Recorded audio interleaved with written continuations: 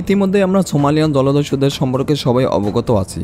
কয়েক সন যাবৎ তাদের তেমন একটা তৎপরতা না থাকলেও তবে সম্প্রতি তারা একটি বাংলাদেশি জাহাজ ডাকাতি করে নতুন করে আলোচনায় আসে। আর এরপর থেকে আমরা সোমালিয়াকে একটা আতঙ্কের নাম হিসেবে ধরি। তবে প্রশ্ন হলো, সোমালিয়ারা কি আসলেই খারাপ? আর সেই সব সোমালিয়ানদের গোপন তথ্য জানার জন্য ইতিহাসে প্রথম একজন সাংবাদিক সোমালিয়ায় গিয়েছিল। তো তার অভিজ্ঞতা কীরকম ছিল, আর সে সোমালিয়ান জলদস্যুদের সম্পর্কে কী বা জানতে পেরেছিল, সেই সব সত্য ঘটনার উপর ভিত্তি করে 2017 সালে নির্মিত হয় দ্য পাইরেটস অফ সোমালিয়া মুভিটি। তো বুঝতেই পারছেন আজকের মুভিটি কতটা ইন্টারেস্টিং হতে চলেছে। তাই একটি ভিডিওতে লাইক দিয়ে দেখতে থাকুন সম্পূর্ণ ভিডিওটি। মুভির শুরুতেই আমরা একটি লোককে দেখতে পাই, আর এনার নাম হলো জয় বাহাদুর। সে বিভিন্ন কোম্পানির হয়ে ম্যাগাজিন লিখত। তবে তার স্বপ্ন ছিল সে একদিন বিশাল সাংবাদিক হবে। তবে দুঃখের বিষয় হলো যে তার লেখাগুলো এতটাই বোরিং ছিল যে কোনো পাবলিশার কোম্পানি তার লেখা প্রকাশ করতো না, যার কারণে এই বিষয়টি নিয়ে জয় বাহাদুর খুবই ডিপ্রেস ছিল। আর আপনাদের সুবিধার জন্য জানিয়ে রাখি, এখন থেকে আমরা এই লোকটিকে জয় বলে সম্বোধন করব। তো একদিন যখন জয় তার বাসার সামনে বরফ পরিষ্কার করছিল, তো ভুলবশত সে পড়ে যায়, যার ফলে সে তার শরীরে ভীষণভাবে ব্যথা পায়। তাই জয় তখন বাধ্য হয়ে একটি হসপিটালে যায় তার শরীর চেক আপ করার জন্য। আর সেখানে গিয়ে তার একটি লোকের সাথে পরিচয় হয়। মূলত এই লোকটি ওইখানে এসেছিল তার চিকিৎসার জন্য। আর এরপর তাদের আলোচনা শুনে আমরা বুঝতে পারি জয় এই লোকটিকে আগে থেকেই চিনত। মূলত এই লোকটি পূর্বে একজন সাংবাদিক ছিল, তবে বর্তমানে সে নতুনদের ভিড়ে হারিয়ে গিয়েছে। এই লোকটির নাম হলো শ্যামল। তবে জয় এত কিছুর পরেও বলে, আমি আপনাকে আমার নিজের আইডল মনে করি, আর আমি আপনার মতো হতে চাই। কিন্তু সবথেকে কষ্টের বিষয় হলো আমার কোনো উচ্চতর ডিগ্রি নাই। আর এই কথা শোনার পর শ্যামল হাসতে থাকে, আর সে বলে, একজন ভালো সাংবাদিক হওয়ার জন্য কোনো উচ্চতর ডিগ্রির প্রয়োজন হয় না। মূলত তুমি যদি একজন বিখ্যাত সাংবাদিক হতে চাও, তাহলে তোমাকে এমন সব বিপজ্জনক জায়গায় যেতে হবে যেখানে যাওয়ার সাহস খুব কম মানুষেরই আছে। আর তুমি যদি সেই সব জায়গা নিয়ে ভিডিও বানাও আর নিউজ করো, তাহলে দেখবে তুমি রাতারাতি ভাইরাল হয়ে যাবে। তখন শ্যামলের এই কথাগুলো জয়ের খুব ভালো লাগে, আর সে সিদ্ধান্ত নেয় সে এমন একটি বিপজ্জনক জায়গায় যাবে। এর পরের সিনে আমরা দেখতে পারি জয় এই বিষয় নিয়ে তার বন্ধুর সাথে আলোচনা করে। সে বলে, এমন কোন জায়গা আছে যে জায়গাটা খুবই বিপজ্জনক, পাশাপাশি সেই বিষয় নিয়ে মানুষের খুব আগ্রহ আছে। তার বন্ধু তখন বলে, তুমি সুদান যাও, সেখানে নিউজ কভার করার মতো অনেক কিছু পাবে। কিন্তু আমরা দেখতে পাই এই বিষয়টি জয়ের পছন্দ হয় না। সে বলে, আমি সোমালিয়া যাব, আর সেখানে গিয়ে জলদস্যুদের গোপন সব তথ্য নিয়ে আমি নিউজ কভার করব। আর আমার ধারণা এই বিষয়টি ব্যাপক জনপ্রিয়তা পাবে। তার বন্ধু তখন বলে, সোমালিয়া দেশটা অনেক বিপজ্জনক, তারা বাইরের কোনো দেশের লোককে দেখলে তৎক্ষণাৎ গুলি করে মেরে ফেলে। কিন্তু আমরা দেখতে পাই জয় ছিল নাচরবান্দা। সে কোনো কথাই শুনবে না। সে সব কিছু রেডি করতে থাকে সোমালিয়া যাওয়ার জন্য। আপনাদের একটা বিষয় জানিয়ে রাখি, তখনকার মিডিয়াগুলো মানুষের সামনে এমনভাবে সোমালিয়াকে উপস্থাপন করত যাতে করে মানুষরা সোমালিয়া নাম শুনতেই আতঙ্কে থাকতো। পরবর্তী দিন জয় নিউজে দেখতে পায় সোমালিয়ান জলদস্যুরা একটি জাহাজকে হাইজ্যাক করেছে, আর সেখানকার সমস্ত নাবিককে জিম্মি করেছে। তাদের একটাই দাবি, তারা এদের বিনিময়ে অনেকগুলো টাকা চায়। যা দেখে জয় তখন ভীষণ ভয় পেয়ে যায়, কিন্তু এরপরেও সে তার সিদ্ধান্ত পরিবর্তন করে না। আর এমনই একদিন আমরা দেখতে পাই জয়কে একটি অচেনা নাম্বার থেকে ফোন করে, আর তাকে বলে, আমরা কোনোভাবে জানতে পেরেছি তুমি সোমালিয়া সম্পর্কে নিউজ করতে চাও, তাই আমরা চাই তুমি আমাদের দেশে আসো আর আমাদের দেশের সম্পর্কে পুরো বিশ্বের সামনে সত্যিটা তুলে ধরো। আর এর জন্য যত রকম সুযোগ সুবিধা লাগে আমরা তোমাকে দিব। জয় তখন কথার মাধ্যমে জানতে পারে এই লোকটি হলো সোমালিয়া দেশের প্রেসিডেন্টের ছেলে। জয় তো তখন পুরোটা শোনার পর অবাক হয়ে যায়, কারণ সে কখনো ভাবতেই পারেনি এত সহজে সে এই সুযোগটা পাবে। এরপর জয় তার সমস্ত কিছু রেডি করে সোমালিয়ার উদ্দেশ্যে যাওয়ার জন্য প্লেনে ওঠে। কিন্তু একটু পরেই জয় ঘুমিয়ে পড়ে, আর তার যখন ঘুম ভাঙে সে প্লেনের জানালা দিয়ে দেখতে পায় কিছু সোমালিয়ান একজন সাংবাদিককে গুলি করে মারতেছিল। এই বিষয়টি দেখার পর জয় ভীষণ ভয় পেয়ে যায়। সে তখন সেখান থেকে উঠে পালাতে গেলে দেখতে পায় বিমানের সকল যাত্রীরাই মারা গিয়েছে। আর এই দিকে তো জয় পুরোপুরি অবাক হয়ে যায়। ঠিক তখনই জয়ের ঘুমটি ভেঙে যায়। আর এর থেকে আমরা বুঝতে পারি যে জয় এতক্ষণ স্বপ্ন দেখছিল।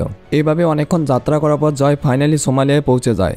আর সে যখন এয়ারপোর্টের বাইরে আসে, সে দেখতে পায় তার জন্য একজন লোক অপেক্ষা করছে। আর এই লোকটির নাম হলো আদি। সে সোমালিয়ানদের ভাষার পাশাপাশি ইংরেজি ভাষাও জানে, যার ফলে সে খুব সহজেই জয়কে গাইড করতে পারবে। এরপর আদি গাড়িতে করে জয়কে প্রেসিডেন্টের ছেলের কাছে নিয়ে যাচ্ছিল। আর যাওয়ার সময় আদি জিজ্ঞেস করে, আচ্ছা তুমি এখানকার কোন বিষয়গুলো নিয়ে লেখালেখি করবে? জয় তখন জানায় যে সে এখানকার জলদস্যুদের বিষয়ে লেখালেখি করবে। আর এই কথা শোনার পর আদি ভীষণ অবাক হয়ে যায়। সে তখন বলে, তারা কখনোই নিজেকে জলদস্যু ভাবে না, মূলত তারা ভাবে তারা হলো এই সমুদ্রের রক্ষাকর্তা। যাবার সময় জয় খেয়াল করে যে সোমালিয়ার আইনি ব্যবস্থা ছিল খুবই খারাপ, সেখানে প্রকাশ্যে মাদক বেচাকেনা করা হতো। এরপর জয় ফাইনালি প্রেসিডেন্টের ছেলের কাছে এসে পড়ে। আর আমরা দেখতে পাই প্রেসিডেন্টের ছেলেও এক প্রকার নিউজ রিপোর্টার। সে বিভিন্ন রকম নিউজ কভার করত। সেই ছেলেটি তখন বলে, তুমি আমাদের দেশ সম্পর্কে নিউজ রিপোর্ট করতে চাও, এই বিষয় নিয়ে আমরা খুবই গর্বিত। তবে এখানকার যে জলদস্যুরা আছে তারা আমাদের দেশের নাম খারাপ করতেছে। কারণ মিডিয়াগুলো সোমালিয়ার জলদস্যুদের এমনভাবে উপস্থাপন করে যে সবাই ভাবতে থাকে পুরো সোমালিয়া হয়তো এই জলদস্যুদের সমর্থন করে, কিন্তু বাস্তবিক অর্থে তেমনটা নয়। কারণ এই জলদস্যুদের কারণে পুরো বিশ্বের সামনে আমাদের দেশের নাম খারাপ হয়, আর এর ফলে কোনো দেশ আমাদের সাথে সম্পর্ক রাখে না। তাই আমরা অনেকবার চেষ্টা করেছি এই জলদস্যুদের নিধন করার জন্য, কিন্তু বাস্তবে তা সম্ভব হয়নি। কারণ তারা মানুষের সাথে এমনভাবে মিশে গেছে যে সবাই তাদেরকে রবিনহুড হিসেবে দেখে।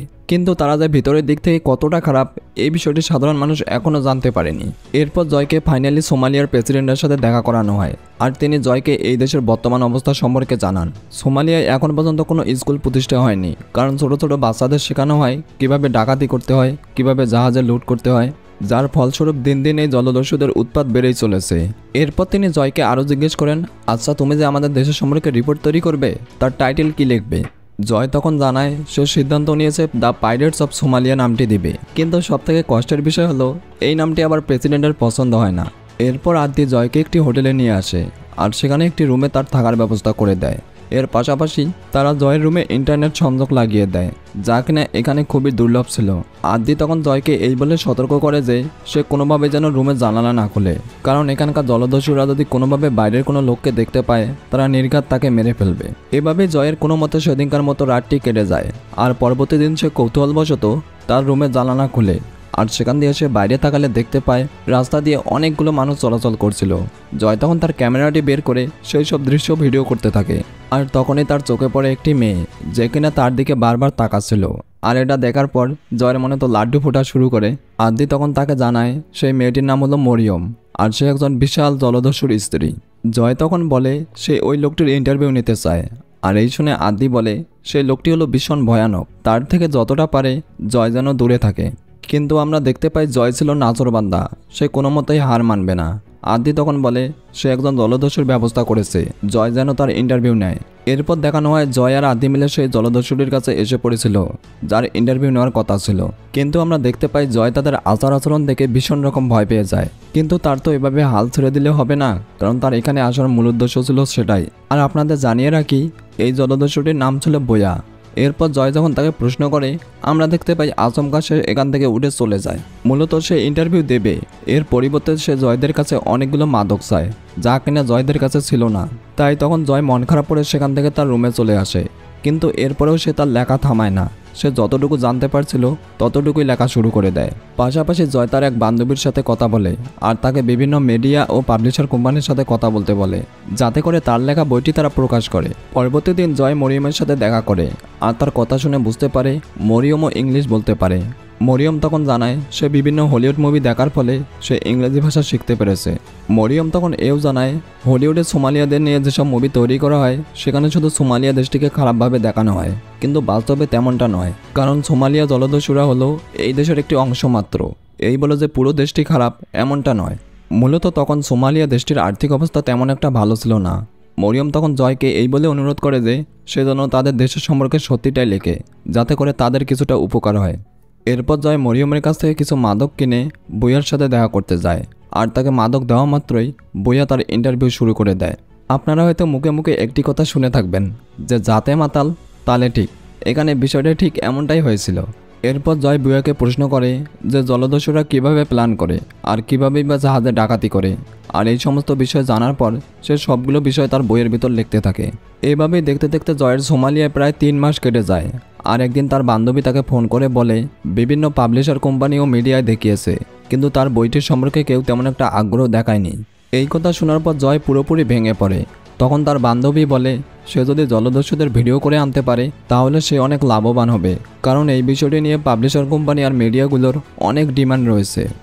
এরপর আমরা দেখতে পারি বাধ্য হয়ে জয় আদির সাথে দেখা করে, আর তাকে সমস্ত ঘটনা খুলে বলে যে সে কোনো বড় সাংবাদিক নয়। আদি তখন বলে আমাদের কাছে এটা কোনো বিষয়ই না, কিন্তু তুমি যে তোমার জীবনের ঝুঁকি নিয়ে এখানে এসেছো এটাই আমাদের কাছে অনেক। আমরা শুধু এটাই চাই তুমি আমাদের দেশের সম্পর্কে সত্যিটা সবার সামনে তুলে ধরো। জয় তখন বলে পুরো বিশ্বের মানুষের এখানকার সাধারণ মানুষের বিষয়ে তেমন একটা আগ্রহ নেই, তারা শুধু চায় তারা জলদস্যুদের বিষয়ে জানতে। আর সে যদি তার রিপোর্টে জলদস্যুদের ভিডিও রাখতে পারে তাহলে তার রিপোর্ট নিয়ে সবারই আগ্রহ থাকবে, যার ফলে সোমালিয়া দেশটির সম্পর্কে অনেকেই জানতে পারবে। আদ্দি তখন বলে জয়ের যত রকম সাহায্য লাগুক সে তাকে নিঃস্বার্থভাবে সাহায্য করবে। এর পরের সিনে আমরা দেখতে পাই আদ্দি অনেক কষ্ট করে মরিয়মের স্বামী সেই বিখ্যাত জলদস্যু গ্যারেটের ইন্টারভিউ নেওয়ার ব্যবস্থা করে দেয়। কিন্তু আমরা দেখতে পাই এই বিষয়টি নিয়ে জয় ভীষণ ভয়ে ছিল, কারণ সে জানতো সে যদি একটু এদিক ওদিক করে তাহলে গ্যারেট তাকে মুহূর্তেই গুলি করে মেরে ফেলবে। কিন্তু এরপরেও আমরা দেখতে পাই জয় তার জীবনের ঝুঁকি নিয়ে ইন্টারভিউটি কন্টিনিউ করে। আর সে গ্যারেটের কাছ থেকে জানতে পারে যে তার অধীনে প্রায় 800 জলদস্যু কাজ করে, যারা কিনা সমুদ্রে বিভিন্ন জাহাজ লুট করে তাকে টাকা এনে দেয়। আর তাছাড়া জয় গ্যারেটের কাছ থেকে আরও অনেক রকম গোপন তথ্য জানতে পারে, যেগুলো তার রিপোর্ট তৈরিতে সহযোগিতা করে। এরপর সে অনেক কষ্টে তার ইন্টারভিউটি কমপ্লিট করে। এরপর একদিন আদ্দি জয়ের কাছে আসে আর তাকে বলে এখানে জলদস্যুদের হাইজ্যাক করা একটি জাহাজ আছে, যেটি কিনা আজকে সোমালিয়া ছেড়ে চলে যাবে। আর তাদের সাথে প্রেসিডেন্টের অনেকটা মিল আছে। এখন তুমি যদি চাও সেই জাহাজে করে এখান থেকে বেরিয়ে যেতে পারো। আর অন্যদিকে জয়েরও এতদিনের রিপোর্টটা করা প্রায় কমপ্লিট, তাই সেও চাইছিল না যে এখানে আর থাকবে, কারণ যত দিন যাচ্ছিল তার এখানে থাকা প্রায় হুমকি স্বরূপ হয়ে উঠছিল। এর পরদিন আদ্দি জয়কে নিয়ে এসে জলদস্যুদের কাছে যায়, কিন্তু আমরা দেখতে পাই তারা আদ্দির সাথে কথা বললেও জয়কে কোনো মতে এখান থেকে নিয়ে যেতে সাহায্য করতে চায় না। অন্যদিকে জয় তখন ভাবতে থাকে এটাই প্রকৃত সুযোগ, তাই তখনই সে তার ক্যামেরাটি বের করে সে জলদস্যুগুলোর ভিডিও করতে থাকে। আর আমরা দেখতে পাই এতে করে জলদস্যুরা তাকে গান পয়েন্ট করে। তখন আদ্দি অনেক কষ্ট করে তাদেরকে বুঝায় যে সে তাদের জন্য বিপজ্জনক নয়। তাই সেই যাত্রায় জলদস্যুরা জয়কে না মেরেই ছেড়ে দেয়, কিন্তু তারা তাকে এই বলে আশা দেয় যে যদি কালকে জয় এখানে আসতে পারে তাহলে তারা এখান থেকে তাকে বেরিয়ে যেতে সাহায্য করবে। তাই তখন জয় আর আদ্দি সেখান থেকে চলে যায়। আর এর পরবর্তী দিন যখন তারা সেখানে আসে আমরা দেখতে পাই সেখানে কোনো জলদস্যুই ছিল না। তার মানে তারা জয়কে বোকা বানিয়েছে, কারণ তারা আমেরিকানদের একদমই পছন্দ করে না। এর ফলে আমরা দেখতে পাই জয় পুরোপুরি ভেঙে পড়ে, কারণ সে এখান থেকে কোনো মতেই বেরিয়ে যেতে পারছিল না। এর মধ্যেই প্রেসিডেন্টের ছেলে জয়কে একটি খারাপ সংবাদ দেয়, আর সেটা হলো সোমালিয়ান জলদস্যু ক্যাপ্টেন ফিলিপস একটি আমেরিকান জাহাজ ডাকাতি করার চেষ্টা করেছিল। আর সেখানে আমেরিকানরা 3 জন জলদস্যুকে মেরে ফেলে আর একজনকে আটক করে, যার ফলে এখন সোমালিয়া আর আমেরিকার মধ্যে একটি অশান্তি বিরাজ করছিল। আর জয় যেহেতু আমেরিকান ছিল তাই সে বুঝতে পারে তার এখন সোমালিয়ায় থাকা খুবই বিপজ্জনক, কারণ তাকে যদি জলদস্যুরা কোনোভাবে দেখে ফেলে তৎক্ষণাৎ গুলি করে মেরে ফেলবে। আর আপনাদের একটা খুশির সংবাদ দেই, এই আমেরিকান জাহাজটি ডাকাতি নিয়ে কিন্তু একটি মুভি তৈরি করা হয়েছে, যার নাম কিনা ক্যাপ্টেন ফিলিপস। তো অনেকেই হয়তো এই মুভিটা দেখে থাকবেন। এরপর আমরা দেখতে পারি জয় তার জীবনের ঝুঁকি নিয়ে বুইয়ার সাথে দেখা করতে চায় আর তার কাছে জানার চেষ্টা করে এই ডাকাতির সাথে তার কোনো হাত আছে কিনা। কিন্তু বুইয়া বলে এই ডাকাতির সম্পর্কে সে কোনো কিছুই জানে না, তবে এই বিষয়ে মরিয়ম বলতে পারবে। এরপর আমরা দেখতে পাই জয় লুকিয়ে লুকিয়ে অনেক কষ্টে মরিয়মের সাথে দেখা করে। মরিয়ম তখন তাকে জানায় যে এই ডাকাতের পিছনে তার স্বামী গ্যারেটের হাত আছে। আমরা দেখতে পাই জয় তখন নিজেও ঠিক করে নেয় যত তাড়াতাড়ি সম্ভব তাকে এখান থেকে বেরিয়ে যেতে হবে। এরপর আমরা দেখতে পাই আদ্দি তার জীবনের ঝুঁকি নিয়ে জয়কে নিয়ে সোমালিয়ান কিছু সৈন্যদের কাছে যায়, যারা কিনা সুরক্ষা দিয়ে জয়কে এখান থেকে বেরিয়ে যেতে সাহায্য করে। আর অনেক কষ্টে জয় ফাইনালি এয়ারপোর্টে এসে পড়ে। আর জয় তখন সেখানে থাকা সকল সৈন্যসহ আদ্দিকে অসংখ্য ধন্যবাদ জানায়, কারণ তারা তাদের জীবনের ঝুঁকি নিয়ে জয়কে এখান থেকে বেরিয়ে যেতে সাহায্য করলো। পরবর্তীতে জয় যখন আমেরিকায় ফিরে আসে আমরা দেখতে পাই যে শত শত মিডিয়া আর পাবলিশার কোম্পানি তার সাথে দেখা করে, আর তারা জানায় যে তারা জয়ের রিপোর্ট প্রকাশ করতে আগ্রহী। এরপর আমরা দেখতে পাই সোমালিয়ান আর জলদস্যুদের সম্পর্কে সেই রিপোর্টটি খুব তাড়াতাড়ি পুরো বিশ্বে ছড়িয়ে পড়ে, যার ফলে রাতারাতি জয় ভাইরাল হয়ে যায়।